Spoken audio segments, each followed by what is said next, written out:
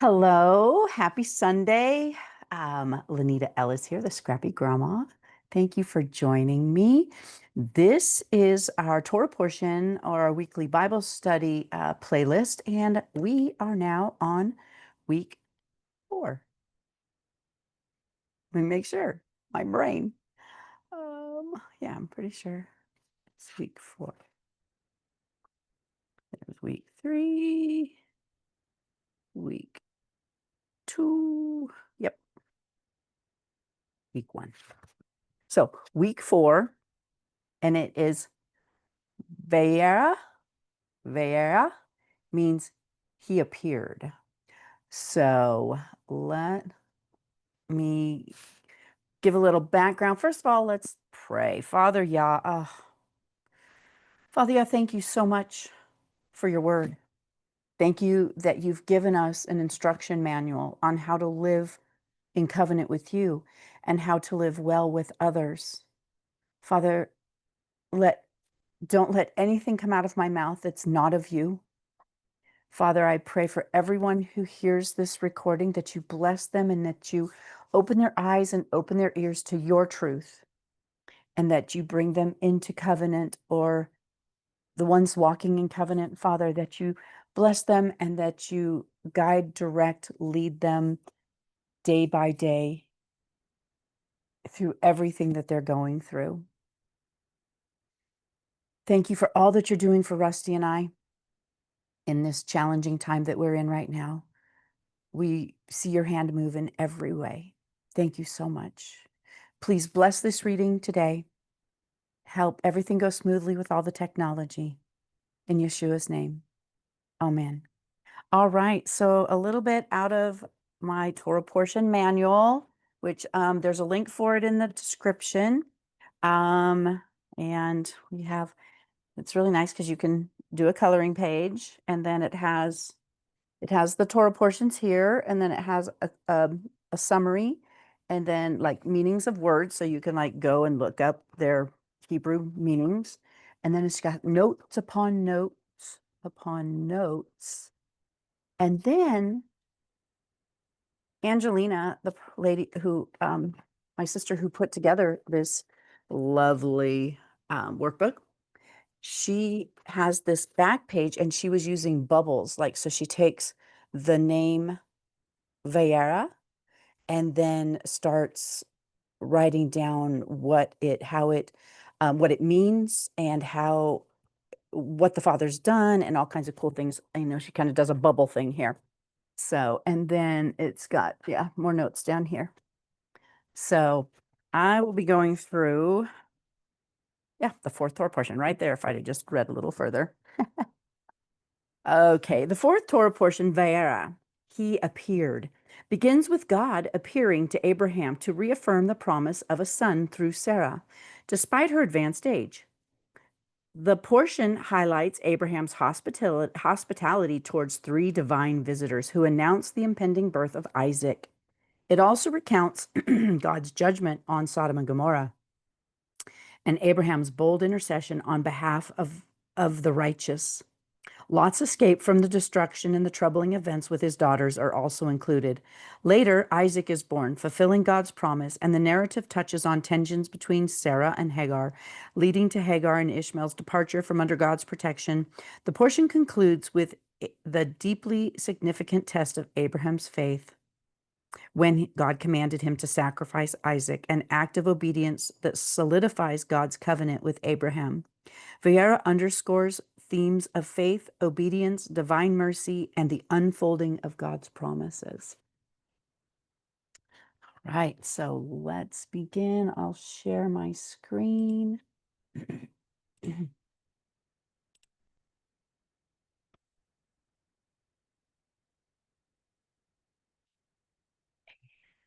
Boop.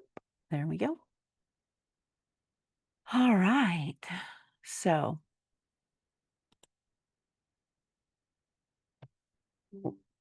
let me plug my computer in.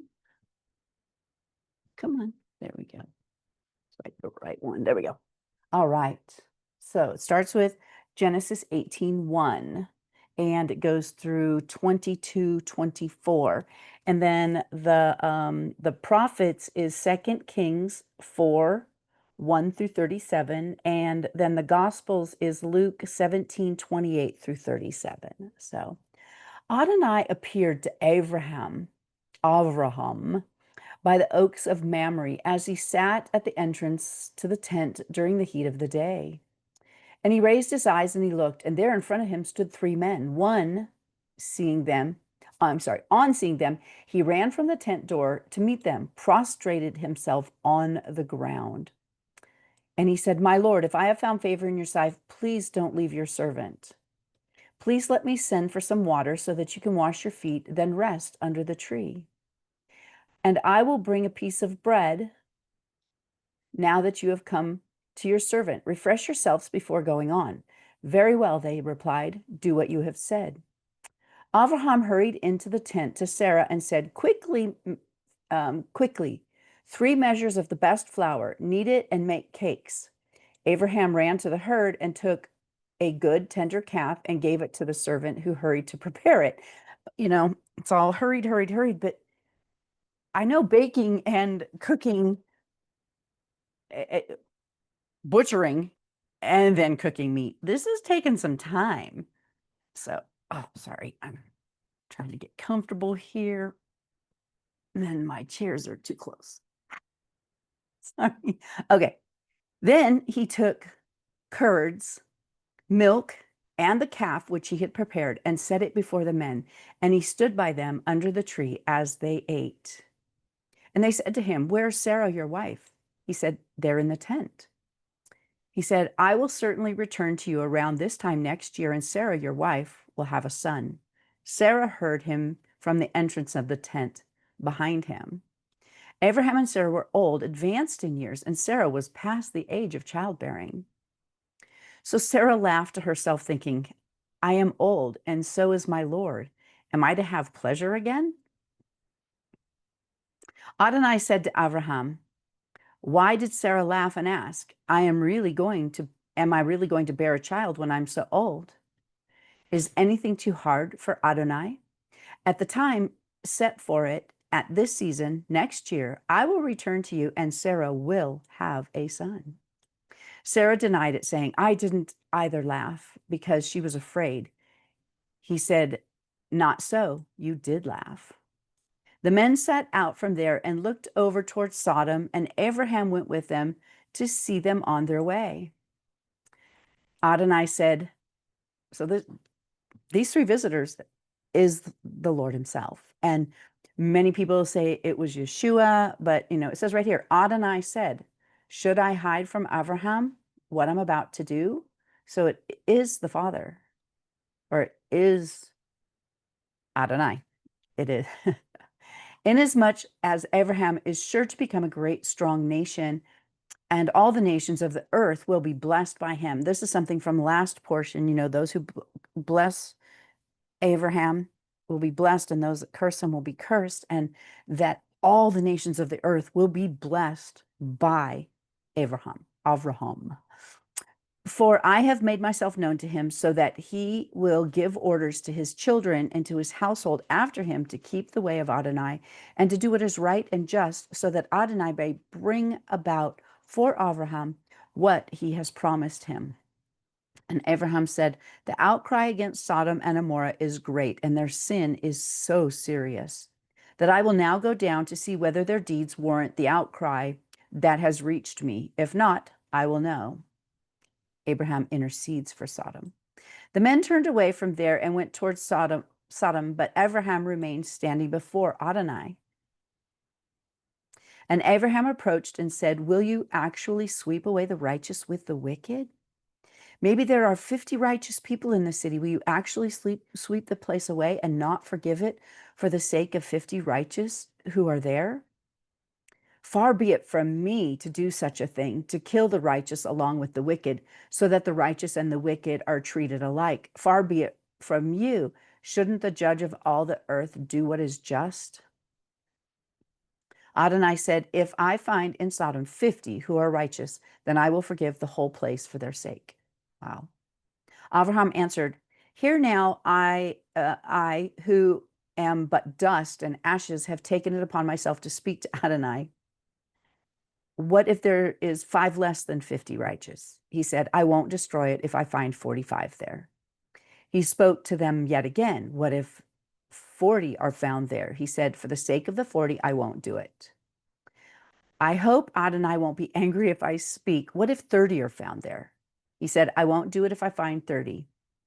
He said, here now, I have taken it upon myself to speak to Adonai. What if 20 are found there? He said, for the sake of 20, I won't destroy it. He said, I hope Adonai won't be angry if I speak just once more. What if 10 are found there? He said, for the sake of 10, I won't destroy it. Adonai went on his way as soon as he finished speaking to Avraham, and Avraham returned to his place.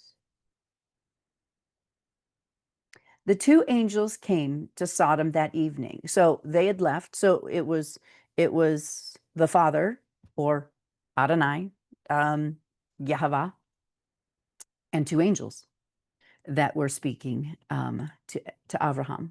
So the 2 angels came to Sodom that evening. When Lot was sitting at the gate of Sodom, Lot saw them, got up to greet them, and prostrated himself on the ground.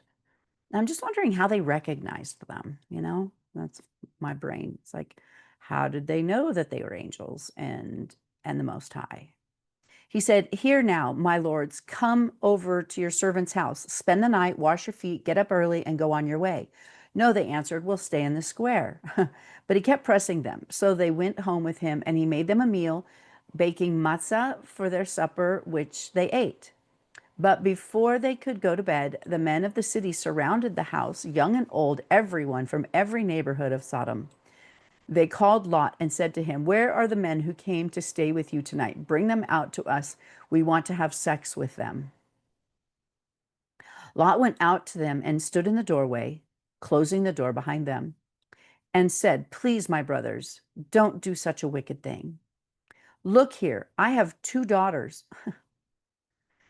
I have 2 daughters who are virgins. Please let me bring them out to you, and you can do to them what seems good to you, but don't do anything to these men, since they are guests in my house. I still have never understood that, where he's going to let his daughters be raped instead of his, I just don't get it. Stand back, they replied. This gay guy came to live here, and now he's deciding to play judge. For that, we'll deal worse with you than with them. Then they crowded in on Lot in order to get close enough to break down the door. But then the men inside reached out their hand and brought Lot into the house to them and shut the door. Then they struck the men at the door of the house with blindness, both small and great, so that they couldn't find the doorway. And the men said to Lot, do you have any people here besides yourself? Whomever you have in the city, son-in-law, your sons, your daughters, bring them out of this place, because we are going to destroy it. Adonai has become aware of the great outcry against them, and Adonai has sent us to destroy it. Lot went out and spoke with his son-in-laws who had married his daughters. Now he had a few daughters. He had the 2 virgins that were still living at home, but then he also had daughters that were married. So he spoke to his son-in-laws, which that would be, he's speaking to the men who had married his daughters. And he said, get up and leave this place, because Adonai is going to destroy the city. But his son-in-laws did not take him seriously. And when morning came, the angels told Lot, hurry, get up, they said, take your wife and your 2 daughters who are here. Otherwise, you will be swept away in the punishment of the city. But he dallied. So the men took hold of his hand, his wife's hand, and the hand of his 2 daughters. Adonai was being merciful to him and led him, leading them outside of the city. And when they had brought them out, he said, flee for your life. Don't look behind you, and don't stop anywhere in the plain, but escape to the hills. Otherwise, you'll be swept away. Lot said to them, please no, my lord. Here your servant has already found favor in your sight, and you have shown me your greater mercy by saving my life. But I can't escape to the hills, because I'm afraid the disaster will overtake me and I will die. See, this doesn't, so here the father has sent a way of escape, but he still has fear, and he's not being obedient. Look, there's a town nearby to flee to, and it's a small one. Please let me escape there. Isn't it just a small one? And that way I will stay alive. He replied, "All right, I agree to what you have asked. I won't overthrow the city in which you have spoken. Hurry and escape to that place, because I can't do anything until you arrive there. For this reason, the city is named Tzor, meaning small. God destroys Sodom. By the time Lot had come to Sor, the sun had risen on the land. Then Adonai caused sulfur fire to rain down upon Sodom and Gomorrah, and from Adonai out of the sky. He overthrew those cities, the entire plain, all the inhabitants of the city, and everything growing on the ground. But his wife looked back from behind him, and she became a column of salt. Now, and I've done some research on this, and she still had daughters and family, son-in-laws, maybe even grandchildren. When it comes that time, are we going to be able to keep our eyes on him and not look back and grieve what we're leaving behind? She did, and she paid the ultimate consequence for it. Avraham got up early in the morning and went to the place where he had stood before Adonai and looked out towards Sodom and Gomorrah, scanning the entire plain. There before him, the smoke was rising from the land like smoke from a furnace. But when God destroyed the cities of the plain, he remembered Abraham and sent Lot out away from the destruction when he overthrew the cities in which Lot lived. Lot and his daughters. Lot went up. Oops. So here's the thing. Lot goes up. He asked if he could go to the city, to Zor. Then he ends up going to the hills anyway. It just makes no sense. Lot went up from Zor and lived in the hills with his two daughters because he was afraid to stay in Zor. He and his two daughters lived in a cave. The firstborn said to her younger, "Our father is old, and there isn't a man on earth to come into us in this manner customary in the world. To us in the manner customary in the world. Come, let us have our father drink wine, and we'll sleep with him, and that way we'll enable our fathers to have descendants." So they plied their father with wine that night, and the older one in and slept with her father. He didn't know when she lay with him or when she got up. And the following day, the older said to the younger, "Here, I slept last night with my father. Let's make him drink wine again tonight, and you go in and sleep with him, and that way we'll enable our father to have descendants." They plied their father with wine that night also, and the younger one got up and slept with him, and he didn't know it when she came in or when she got up. Thus, both daughters of Lot became pregnant by their father. The older one gave birth to a son and called him Moab. He became the Moabites. Out of incest. And the younger one also gave birth, and he called him Ben Ami. He is the ancestors of the Ammonites to this day, of the people of Ammon to this day. So the Ammonites and the Moabites, and they are going to come up and come up and come up and come up again, in not such great ways in the future. So Abraham and Abimelech. Abraham traveled from there towards Negev and lived between Kadesh and Shur while living as an alien in Gerar. Abraham was saying of his wife, "She is my sister," to Abimelech, king of Gerar. So Abimelech, king of Gerar, sent and took Sarah. But God came to Abimelech in a dream one night and said to him, "You are about to die because the woman you have taken, since she is someone's wife." Now Abimelech had not come near her, so he had said, "Lord, will you kill even an upright nation? Didn't he himself say to me, 'She is my sister,' and even she herself, 'He is my brother'? I'm doing this. My heart has been pure and my hands innocent." And God said to him in a dream, "Yes, I know that in doing this, your heart has been pure, and I too have kept you from sinning against me. This is why I didn't let you touch her. Therefore, return the man's wife to him now. He is a prophet, and he will pray for you so that you will live. But if you don't return her, know that you will certainly die, you and all who belong to you." Abimelech got up early in the morning, called his servants, and told them these things, and the man became very afraid. Then Abimelech called Abraham and said to him, What have you done to us? How have I sinned against you to cause you to bring on me, my kingdom, a great sin? You have done things to me that are just not done. Abimelech went on saying, asking Abraham, whatever could have caused you to do such a thing? Abraham replied, it was because I thought that there couldn't possibly be any fear of God in this place, so they will kill me in order to get my wife. But she actually is also my sister, the daughter of my father, but not the daughter of my mother, and so she became my wife. Then God had me leave my father's house, and I told her, do me this favor, whenever we go, say about me, he is my brother. Abimelech took sheep, cattle, male and female slaves, and gave them to Abraham, and he returned to him Sarah, his wife. Then Abimelech said, look, my country lies before you. Live where you like.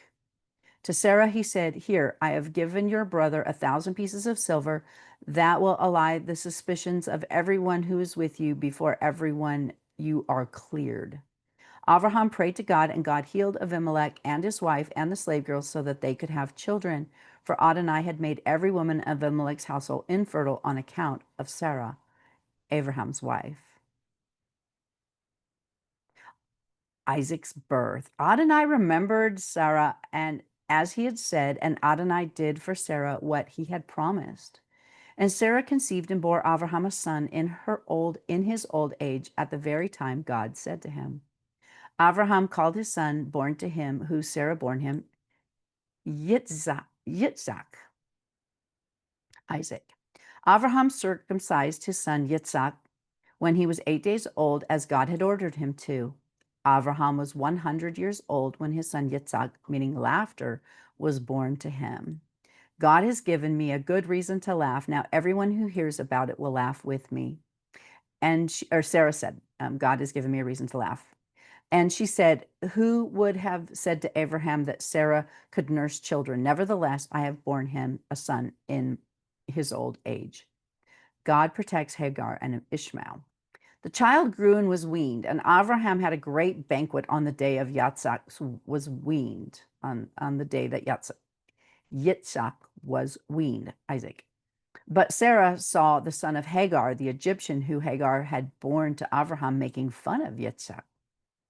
So Sarah said to Abraham, throw this slave girl out and her son. I will not have a slave girl's son as your heir along with my son, Yitzhak. Abraham became very distressed over this matter of his son. But God said to Abraham, don't be distressed because the boy and your slave girl. Listen to everything Sarah says to you, because it is your descendants through Yitzhak who will be counted. But I will also make a nation from the son of the slave girl, since he descended from you. Abraham got up early in the morning and took bread and a skin of water and gave it to Hagar, putting it on her shoulder and the child. Okay, there we. Then he sent her away. After leaving, she wandered in the desert around Beersheba. Okay, so darn it, what's his name? Isaac and Ishmael. So Ishmael, it says here child, and I had always, in reading this, thought of just this toddler. But Ishmael was 13 when Isaac was born. So, and then weaning is usually 2.5, 3 years, something like that. So now he's, 15, 16 years old. So he's not really a child. He's a teenager. Um, so, it's just once I realized this, it kind of like changed the whole picture in my head. I'm picturing this little toddler underneath the tree here. So when the water in the skin was gone, she left the child under a bush. I'm picturing this, 4-year-old under a bush, but he's 16. He's not a child. And went and sat down, looking the other way, about a bowshot's distance from him, because she said, I can't bear to watch my child die. So she sat there looking the other way, crying out and weeping. God heard the boy's voice, and the angel of God called to Hagar from heaven and said to her, what's wrong with you, Hagar? Don't be afraid, because God has heard the voice of the boy in his present situation. Whoa. Okay, thank you, Father. Rusty and I are going through a lot right now, trying to prepare our house. Oh, don't make me cry. for my father to come live here. And it really ties into last week's portion. And so this is beautiful because last week's portion was go. And Abraham, he went away from everything he knew. He went away from his family. He went into uncharted territories. He went to places unknown. And so, and that's kind of how Rusty and I feel what we're doing here is, my dad's going to come live with me. And everyone's like, oh, this will be, I don't know my father. My father was not part of my life. Um, he left as soon as he found out my mother was pregnant. And I didn't find him until I was 38 years old. And so that was like 26 years ago. We've maybe talked twice a year, maybe see him every other year. In the beginning, it was a little bit more, but then it just, he lived in Southern California and, he had a different life than we did. And so, this is uncharted territory for us. We have no idea what we're doing, but we are walking out like last year, go forth. We are walking out in obedience. And here, this is beautiful. And this is kind of what Hagar and they're going into uncharted territories. They're going out by themselves, and the father shows up. Don't be afraid because God has heard the voice of the boy in his present situation. Thank you, Father. Get up, lift the boy up, hold him tightly in your hand because I'm going to make him a great nation. Then God opened his eyes and she saw a well of water. So she went, filled the skin with water, and gave the boy water to drink. It just makes him seem so helpless, and he's not. God was with the boy, and he grew, and he lived in the desert and became an archer. And he lived in the Paran desert, and his mother chose a wife for him from the land of Egypt, which would make sense because she's an Egyptian herself.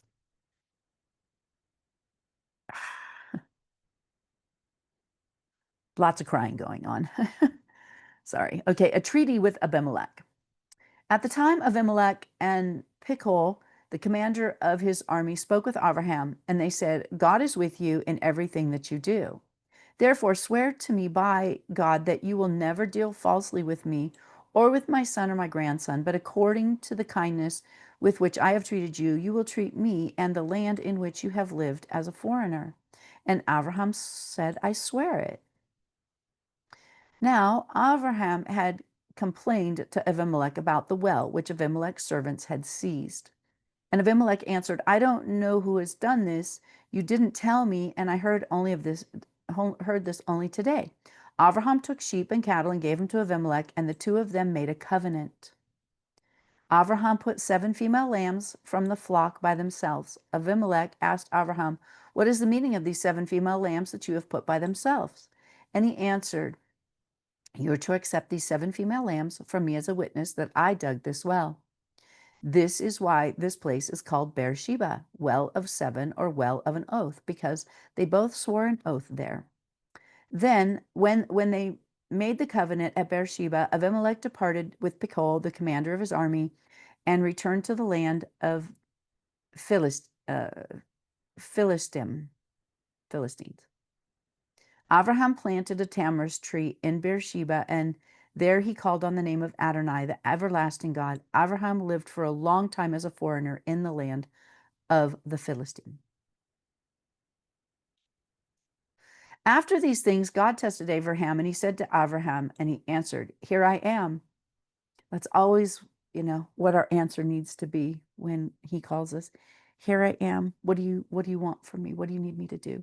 He said, take your son, your only son, whom you love, Yitzhak, and go to the land of Moriah. There you are to offer him as a burnt offering on the mountain that I will point out to you. Abraham got up early in the morning, saddled his donkey, and took 2 of his young men with him, together with Yitzhak his son. He cut the wood for the burnt offering, departed, and went towards the place God had told him. Okay, so once again here, a period of time has passed. Yitzhak is not a toddler here, because this is another place where I figured, he's a little boy. I mean, even the cartoons and stuff that they show this little boy, and he's a young man. I mean, he's like marrying age at this point. On the third day, Abraham raised his eyes and saw the place in a distance. And Abraham said to his young men, "Stay here with the donkey, and I and the boy will go and worship and return to you." So here he's speaking in faith. We're going to return to you.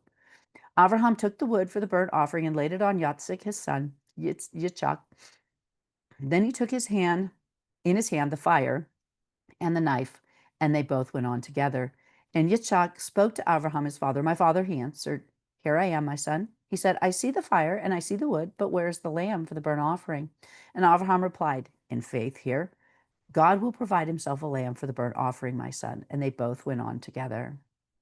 They came to the place where God told him about, and Abraham built the altar there, set the wood in order, bound Yitzhak, his son, and laid him on the altar. Now, Yitzhak's a grown man. He is a willing participant. He has the faith of his father.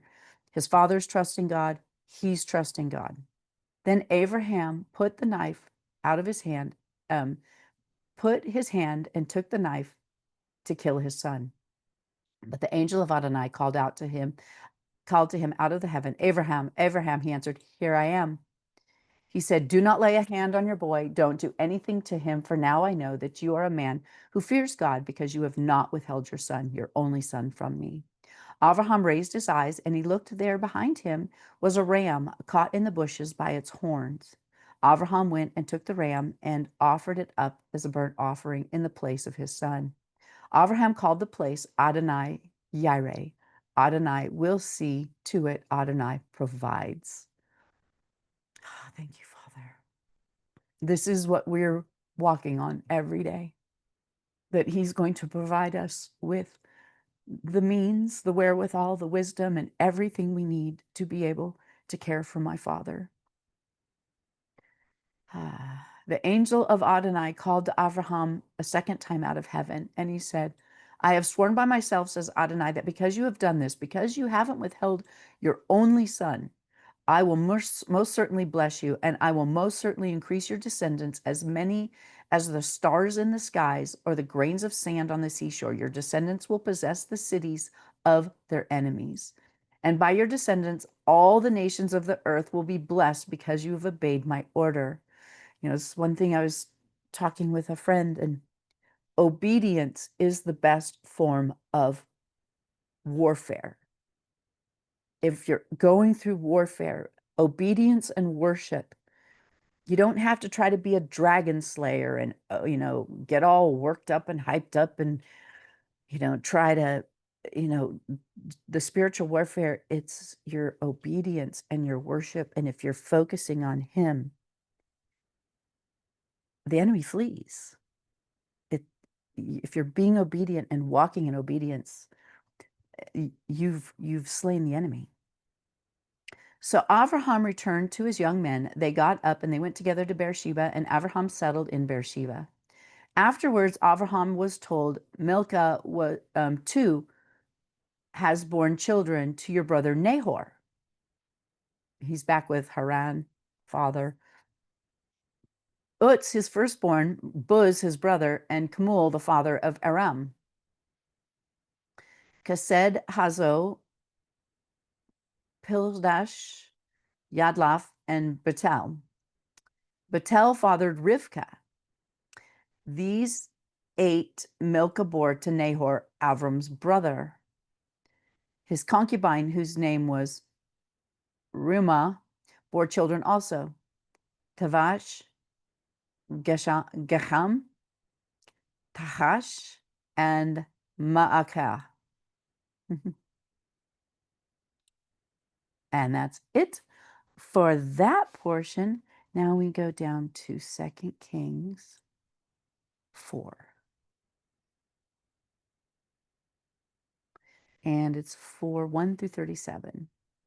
Elisha and the widow's oil. Rusty and I are, we read a chapter every night before we go to sleep. And we're in 2 Kings right now, and we just read about this. Elisha and the widow's oil. The wife of one of the guild prophets complained to Elisha, "Your servant, my husband, has died," she said, "and you know that he feared Adonai.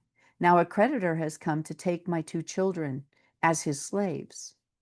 Elisha asked her, "What should I do for you? Tell me what do you have in the house?" She answered, "Your servant has nothing in the house but a flask of oil." He said, "Then go and borrow containers from all your neighbors, empty containers. Don't borrow just a few.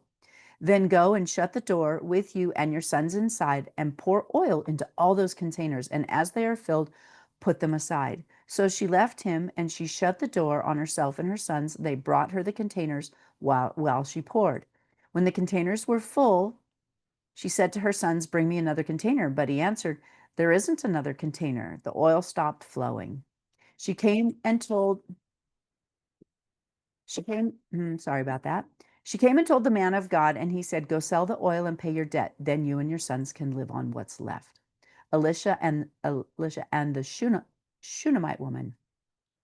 One day, Elisha visited a Shunammite woman, a well-to-do woman living there, pressed him to stay and eat a meal. And after this, whenever he came through, he stopped there for a meal. She said to her husband, "I can see that this is a holy man of God who keeps stopping at our place. Please build him a little room on the roof. We'll put a bed and a table in it for him, and a stool and a candlestick. And then, whenever he comes to visit us, he can stay there."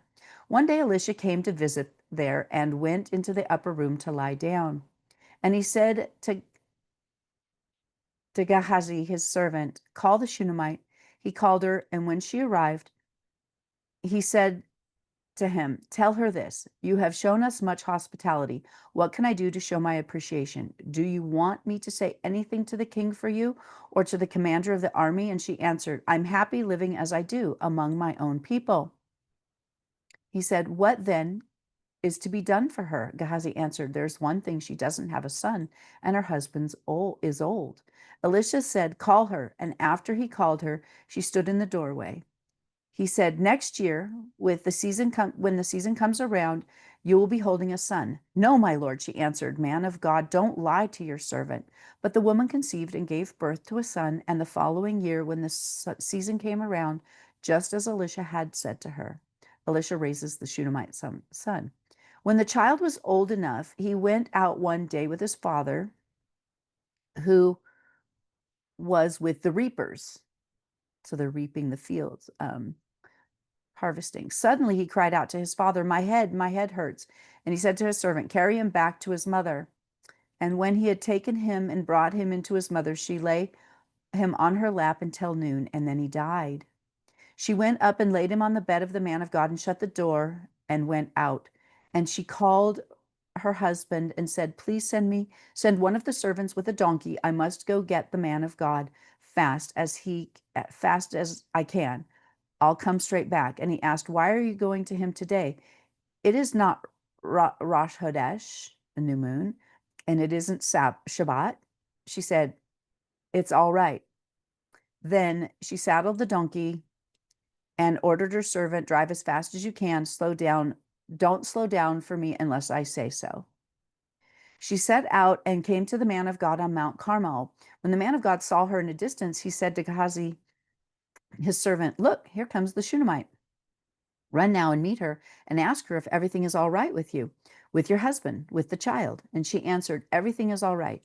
But when she reached the man of God on the hill, she grabbed his feet, and Gehazi came to push her away. But the man of God said, "Leave her alone. She is in great distress, but Adonai has hidden from me what it is. He hasn't told me." Then she said, "Did I ask my Lord for a son? Did I say not to deceive me?" Then Elisha said to Gehazi, "Get dressed for action. Take my staff in your hand and be on your way. If you meet anyone, don't greet them. If anyone greets you, don't answer, and lay my staff on the child's face." The mother of the child said, "As Adonai lives and as you live, I will not leave you." He got up and he followed her. Gehazi went on ahead of them and laid his staff on the child's face, but there was no sound or sign of life. So he went back to Elisha and told him. The child didn't wake up. When Elisha reached the house, the child was dead and laid on the bed. He went in and he shut the door on the two of them and prayed to Adonai. And then he got up on the bed and he lay on top of the child, putting his mouth on his mouth and his eyes on his eyes and his hands on his hands, and he stretched himself out on the child. Its flesh began to grow warm. Then he went down and walked around the house a while, went back up, stretched himself out on the child again, and the child sneezed 7 times, then opened up his eyes. Elisha called Gehazi and said, "Call the Shunammite." So he called her, and she came in to him and said, "Pick up your son." And she entered and fell at his feet and prostrated herself on the floor, then picked up her son and went out. Thank you, Father. And then we have Luke 17, 28. But likewise, as it was in the time of Lot, people ate and drank and bought and sold, planted and built. But the day Lot left Sodom, fire and sulfur rained down from the heaven and destroyed them all. That is how it will be done on the day the Son of Man is revealed. On that day, if someone is on the roof with his belongings in his house, he must not go down and take them away. Similarly, if someone is in the field, he must not turn back. So that's what I was saying earlier. What happens when he comes and calls us for the second Exodus? We can't look back, even if our children and our grandchildren aren't coming with us. And that's a hard one. That's a hard one I pray about all the time. Father, please make sure that my children are coming with us. Remember Lot's wife. Whoever aims at preserving his own life will lose it, but whoever loses his life will stay alive. I tell you, on that night there will be 2 people in one bed. One will be taken and the other will be left behind. There will be 2 women grinding grain together. One will be taken and the other left behind. 2 men will be in a field. One will be taken, the other left behind. They asked him, "Where, Lord?" He answered, "Wherever there's a dead body, that's where the vultures gather." I personally don't believe in the rapture, but I do believe that he's going to gather us and take us into the land, his kingdom come on earth.